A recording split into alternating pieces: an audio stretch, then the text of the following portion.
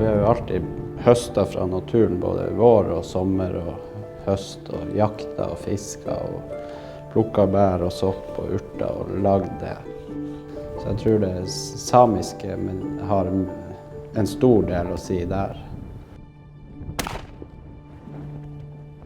Være heldig å få en fugl eller 2 eller 3, det er jo fint, men det er liksom ikke noe sånn om å gjøre å ha sekken full hver gang. Det er viktig å ta vare på de ressursene vi har til de som kommer etter oss.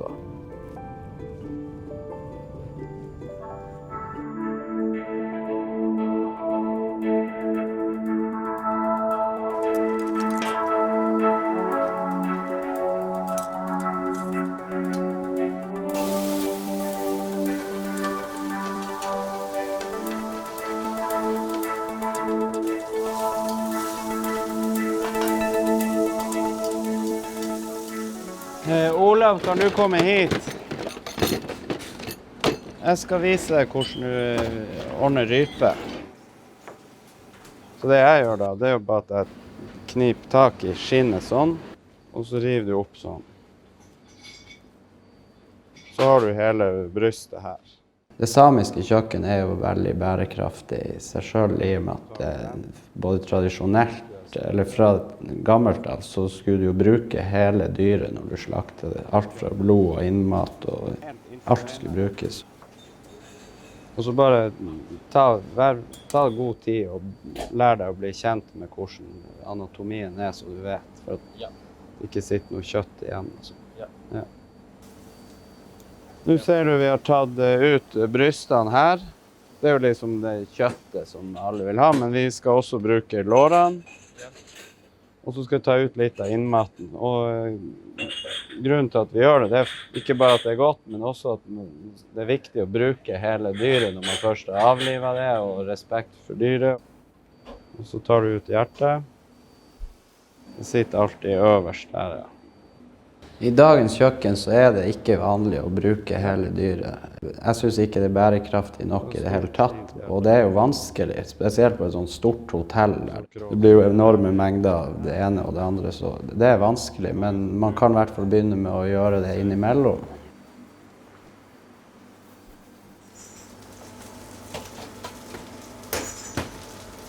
Dette er reinmose, det er det reinen spiser for å holde fordøyelsessystemet i gang, og det smaker veldig lite.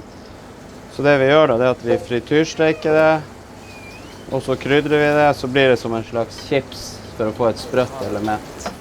Jeg kan løfte dem opp, og så på et fat med papir, og så krydrer dem med en gang når de enda er litt fuktige. For at da klistrer saltet seg fast. Hvis du lar det tørke, så ramler det bare av, og så har det ikke noe effekt. Blodpannekake, det er jo en helt tradisjonell samisk rett, som egentlig er hverdagsrett. Og at vi skal gjøre det til en liten sånn gourmetaktig sak, som er sånne små appetittvekkere. Mel, sukker, salt, nellik, pepper, og så melk og reinsdyrblod. Og olje. Og olje. Ja, det er alt klart. Jeg prøver å holde de samiske mattradisjonene i livet ved å ha kunnskap om hvordan de lagde mat, sånn som blodpannekake og blodpølse tradisjonelt sett. Det tror jeg er viktig å kunne, og så kan man begynne å eksperimentere og vinkle det med nye smaker eller måter å presentere det på. Ja. Så tar vi laksetartar, fyller vi med det. Dette er faktisk en samisk rett som er litt inspirert av japansk. Vi ser sånne sushi-biter som har noriark rundt, og så er den fylt oppi. Så det er viktig å ha respekt for de gamle tradisjonene før man begynner å klusse med det også. Så må man være litt forsiktig at du går litt helt bort fra det grunnleggende. Det bør være en litt sånn baktanke hele veien, tenker jeg. Dette er det vi har på menyen i kveld. Skinn og beinfri kveitefilet. Og så har du røkt reinfett. Jeg har noen samer som lager til meg, så de salter fettet, og så røyker de det. Og det gjør at det kan holde seg kjempelenge, for røyk er konserverende. I dagens kjøkken så bruker vi jo veldig mye av de samme teknikkene. Både graving og røyking og sylting og raking og tørking. Og det som er litt artig, hvis du tar en skive og steker det her, så vil det slippe masse fett. Og det fettet kan du bruke til å steke fisk i, eller akkurat samme måte som du bruker smør når du steker ting. Og da vil det du steker i det her få en sånn liten animalsk smak.